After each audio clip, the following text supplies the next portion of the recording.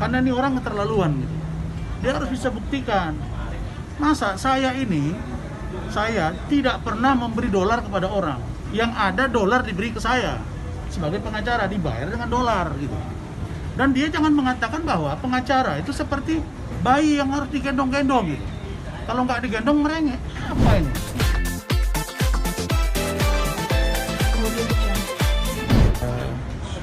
Saya hari ini insya Allah akan membesuk saudara Pablo dan Ray Utami.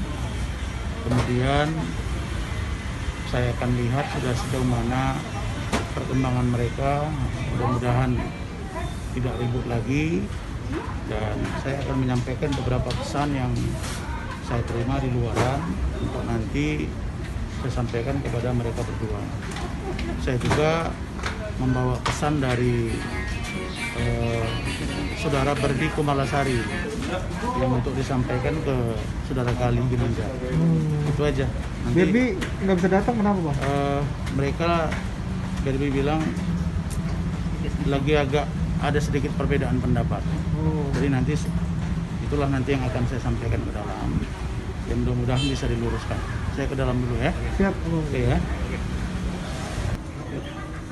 Bang, saya nanya dikit, Bang. Ini update kan Berdi udah jadi pengacaranya Vicky.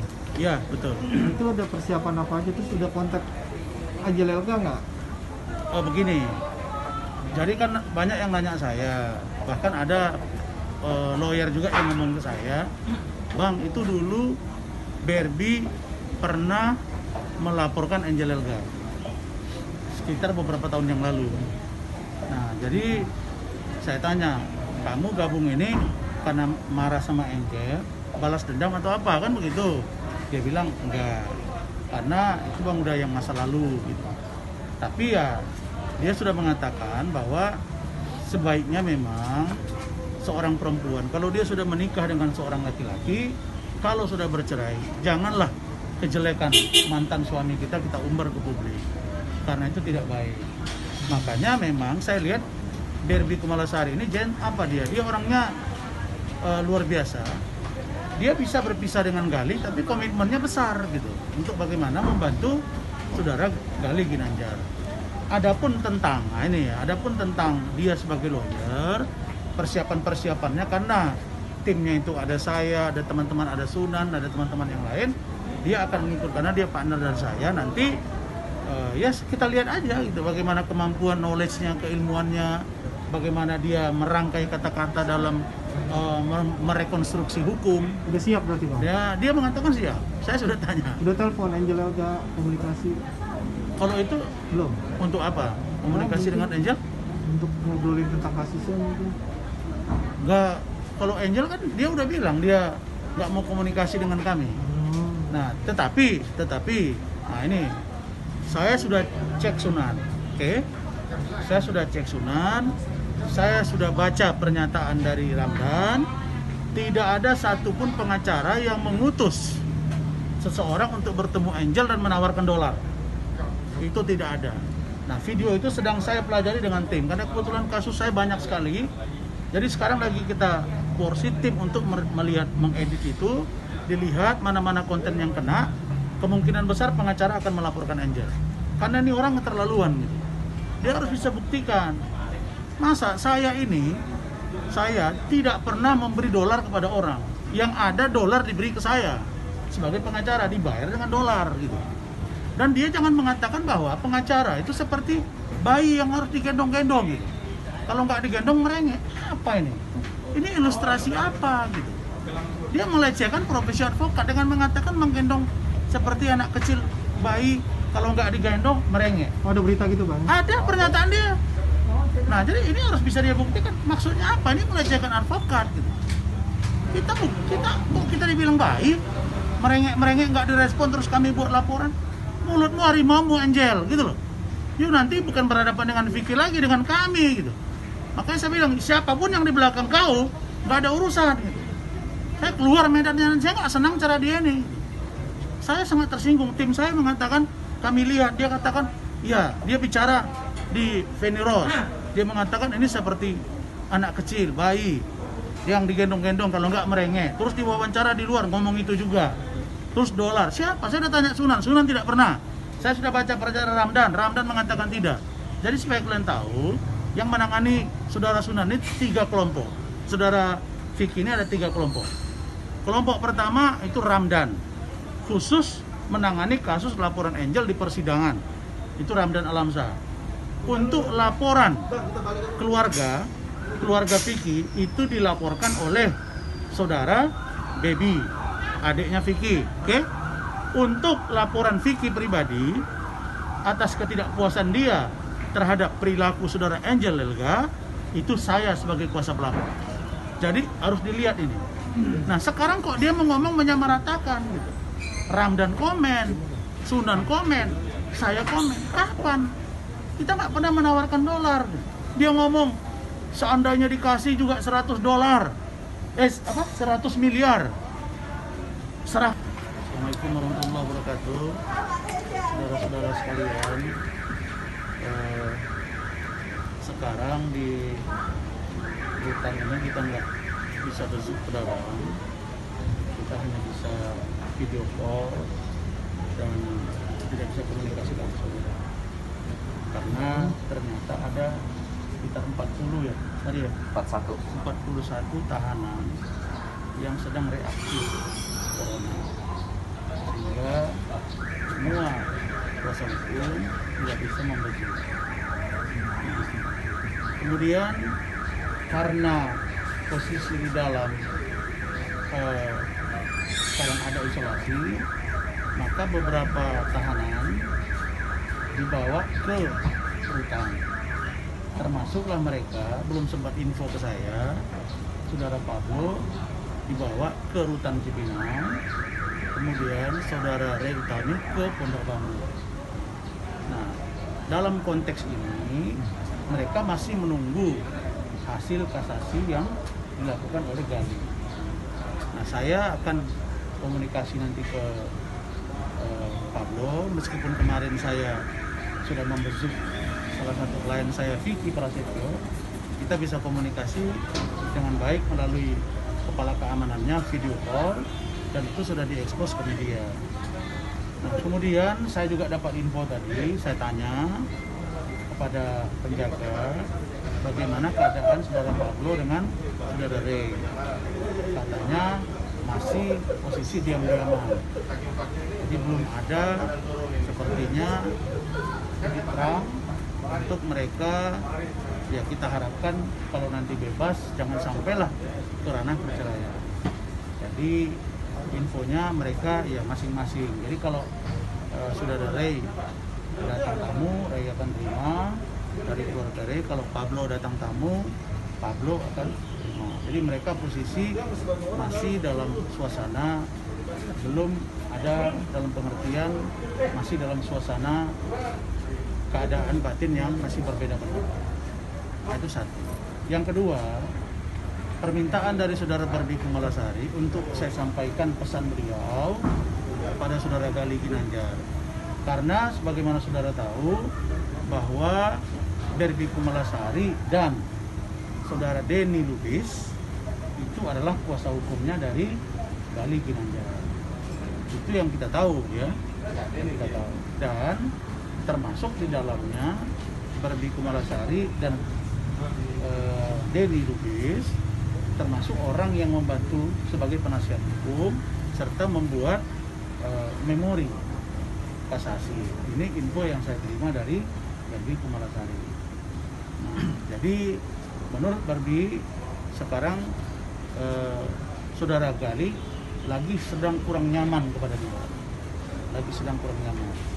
Nah, saya tadi pertama meminta untuk komunikasi dengan beliau. Beliau menjawab bahwa dia tidak mau komen. Nggak mau apa, Bang? Tidak mau komen. Dia tidak mau komentar. Saya sampai 2 kali tadi penjaga itu datang, saya bilang tolong tanya dia masih mau nggak dibantu oleh Barbie, karena Barbie bilang begitu, masih mau nggak dibantu dalam hal kasasi dan atau nanti peninjauan kembali. Tapi Gali mengatakan dia tidak mau jawab dia menyerahkan kepada pengacaranya, siapa namanya tadi? Dia dia dia mengatakan tadi kepada komunikasi dengan pengacaranya. Nah, jadi sekarang ya harapan dari Kumalasari sudah saya sampaikan, tapi Gali tidak mau merespon. Jadi seperti itu. Ada pesan khusus mungkin dari Barbie pribadi? Ya, Barbie memang mengatakan bahwa sekarang Gali sedang kurang nyaman dengan dia. Dan Barbie pun juga mengatakan dia juga agak sedikit kurang nyaman. Mungkin ada perbedaan, kita nggak tahu ya, mungkin sebelum COVID ini terjadi mungkin ada yang berkunjung ke Gali berkomunikasi lewat orang itu sampai ke Barbie dan atau memang berikutnya. Nah, orang ini kan sering berbeda pendapat juga ternyata. Bahkan Barbie mengatakan bahwa kemarin itu kan dia sebelum dia menyampaikan permintaan cerai kepada Gali, dia kan merasakan juga, mengatakan juga di media kan bahwa dia ada sesuatu kata-kata yang menurut Kumalasari itu tidak pantas disampaikan oleh Gali. Tapi dia tidak ada masalah. Jadi dia sampaikan jangan besok informasi bahwa besok dia akan ada di salah satu TV swasta yang akan mengulas pasangan dari Barbie Kumalasari sekarang. Nah, jadi ya kalau boleh saya jujur, karena Barbie Kumalasari sekarang adalah partner saya di Ranlokom, beliau sudah perkenalkan ke saya. Jadi beliau sudah perkenalkan ke saya calonnya dalam pengertian sekarang orang yang dekat dengan dia, namanya Daniel, berkebangsaan Prancis. Orangnya saya lihat handsome, ganteng, kemudian komunikasinya baik, dia bisa bahasa Indonesia. Nah, jadi mungkin maksud Kumalasari, ya kalau info itu nanti sampai ke Gali Ginanjar, jangan membuat dia menjadi sakit hati atau marah.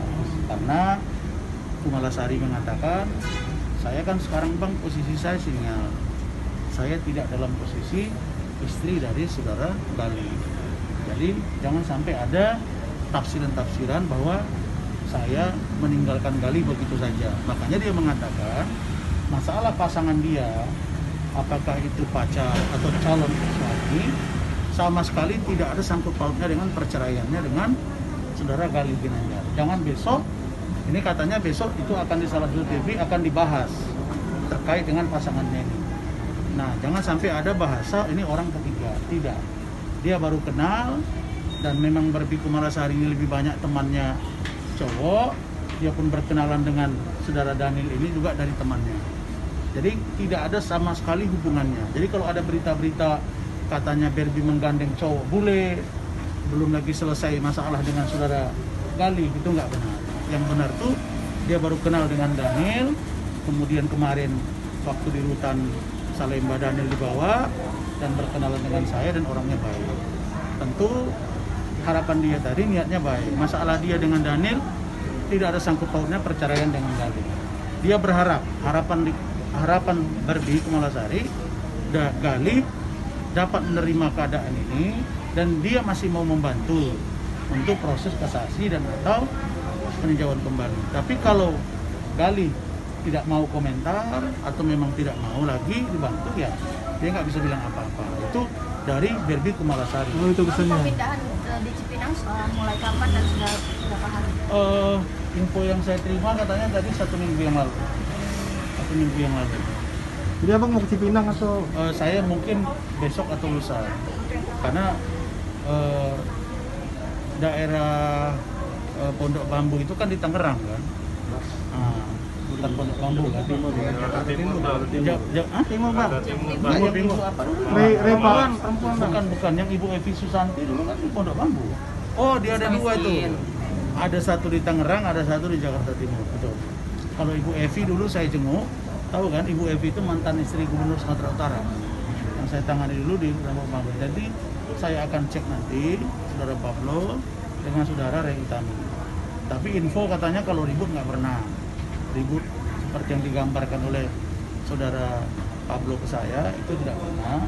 Cuma orang tuh kurang akrab. Itu aja yang disampaikan. Saya nggak tahu siapa nama polisinya karena saya tidak periksa dengan teliti. Bang, prinsipnya bagi saya bagaimana Pablo dan Ray bisa bersama dan keluar juga nanti bisa rumah tangga dengan baik. Berapa lama lagi udah ini masa tahanan? Dia sekarang terganjal dengan kasasinya Gali.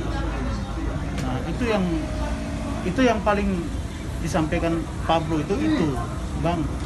Kami ini nggak kasasi, Bang. Saya nggak kasasi, Ray nggak kasasi, tapi justru Gali yang kasasi. Nah, kalau sekarang misalnya Ray 1,4 bulan, kemudian saudara Pablo 1 tahun 6 bulan, Gali 2 tahun 4 bulan, kalau besok divonis jadi 3 tahun kan repot urusannya. Tapi mereka sudah komunikasi juga dengan Gali supaya tidak kasasi, tapi Galinya ngotot. Ini kata Pablo. Nah, oleh karena itu ya sekarang menunggu. Nah, untuk menghindarkan virus corona, maka mereka dikirim ke rutan dan tempat yang lebih aman. Itu. Tapi posisi Ray dengan Pablo sekarang non reaktif. Setelah dicek di sana, sebelum keluar dicek dulu non reaktif. Setelah ke sana juga dicek itu non reaktif. Gali gimana nih? Gali non reaktif. Dia nggak termasuk yang diisolasi. Bisa video call? Hah? Nggak bisa. Dia nggak mau komen. Dan ke dalam kan nggak boleh bawa handphone kan. Ya apa tadi? Nanya. Cukup ya?